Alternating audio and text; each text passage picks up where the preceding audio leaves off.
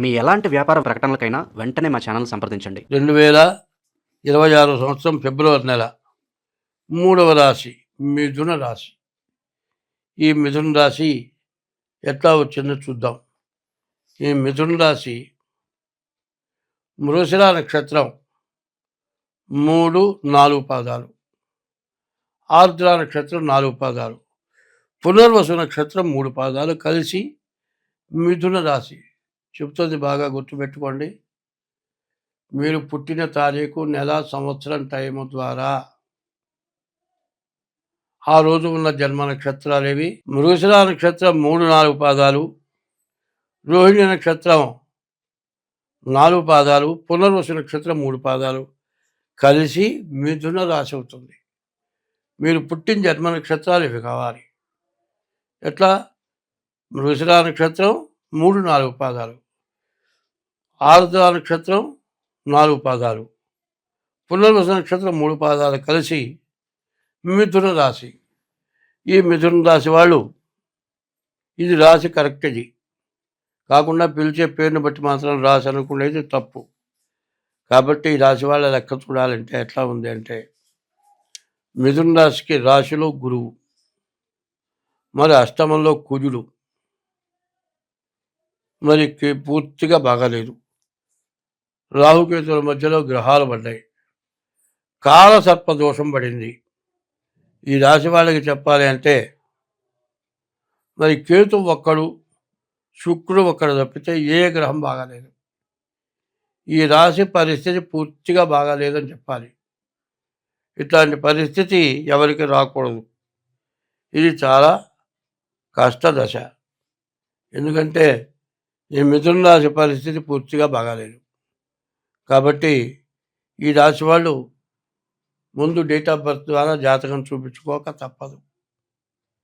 ముందు జాతకం చూపించుకుంటేనే మీరు బాగుపడతారు. అట్లా కాకుండా మీరు తర్వాత ఆలోచిస్తే చాలా ఇబ్బంది పడతారు. అష్టమ కుజుడు ప్రాణకంటకుడు. కొన్ని పరిస్థితుల్లో ఎట్లా ఉంటాయంటే, బండి మీద పోతూ ఉండగా ఏ బండి వచ్చి యాక్సిడెంట్ చేసి కింద పడిపోయి స్పాట్లో ప్రాణం పోయిన వాళ్ళు ఉన్నారు. కుజుడు రక్త సంబంధమైన వాడు. ఏ తలకాయో పగిలిపోయి కొబ్బరికాయ కొడితే కొబ్బరికాయలో నీళ్ళు ఎట్టా పోతాయో ఒంట్లో రక్తం అంతా కూడా పోయి ప్రాణాలు పోయిన వాళ్ళు కూడా ఉన్నారు. అట్లాంటి పరిస్థితి అష్టమ కుజుడు వల్ల వస్తుంది. ఉదాహరణ చెప్పా, మీరు పోతారని కాదు నేను చెబుతోంది. అటువంటి చండాలమైన టైము. గురువు ఒకటింటున్నాడు. గురువు కూడా విపరీతమైన కష్ట నష్టాలు. ఈ రాశి వాళ్ళకి చెప్పాలంటే ఇంకో సంవత్సరంన్నర పాటు చాలా కష్టమైన టైము. కాలసర్ప దోషం, రాహుకేతుల మధ్యలో గ్రహాలు పడ్డాయి. దీనివల్ల చాలా ఇబ్బందులు, చాలా కష్టాలు ఉన్నాయి. కాబట్టి మీరు మాత్రం తప్పనిసరిగా మీ డేట్ ఆఫ్ బర్త్ ద్వారా మీ జాతకం చూపించుకోవడం చాలా అవసరం. చూసుకోకపోతే తలా ఓ రకంగా చెబుతున్నారు. ఇది ఏంటో చెప్పేవాళ్ళకే తెలియదు, చెప్పేవాళ్ళకే తలకాయ లేదు, అర్థం లేదు అని ఇట్లా ఆలోచిస్తున్నారు కొంతమంది. అటువంటి ఆలోచనలు వదిలేసేయండి. ఏదైనా డాక్టర్ దగ్గరికి వెళ్తారండి. ఓ 10 రోజుల నుంచి జ్వరం వచ్చింది. డాక్టర్ ఏం చేస్తాడు? ముందు మందులు ఇస్తాడు.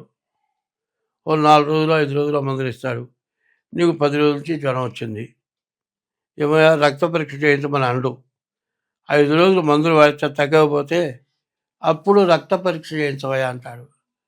ఆ రక్త పరీక్ష చేస్తే మరి నీటి వల్ల, దోమకాటు వల్ల, మరి ఏ చికెన్ గున్యాను, లేకపోతే మలేరియాను, న్యూమోనియాను, ఇట్లా టైఫాయిడ్, ఇట్లాంటి జ్వరాలు వస్తాయి.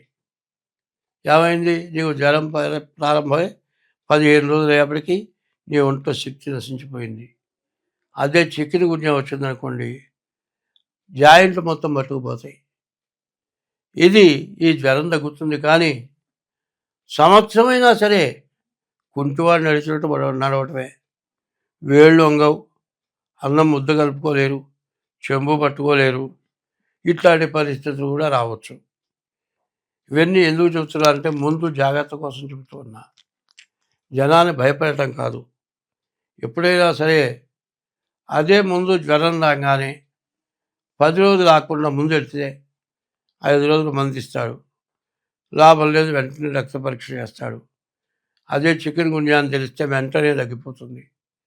అట్లా ముందుగా తగ్గితే ఇబ్బంది లేదు. అది ఎట్లాగో ఇది కూడా ఈ జ్యోతిష్యం కూడా ఎట్లా అంటుందంటే మరి గ్రహ వైద్యం అంటారు ఇది.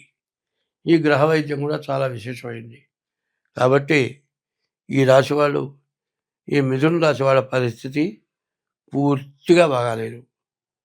ఉన్న గ్రహాలు రెండు గ్రహాలు బాగున్నాయి, శుక్రుడు కేతువు.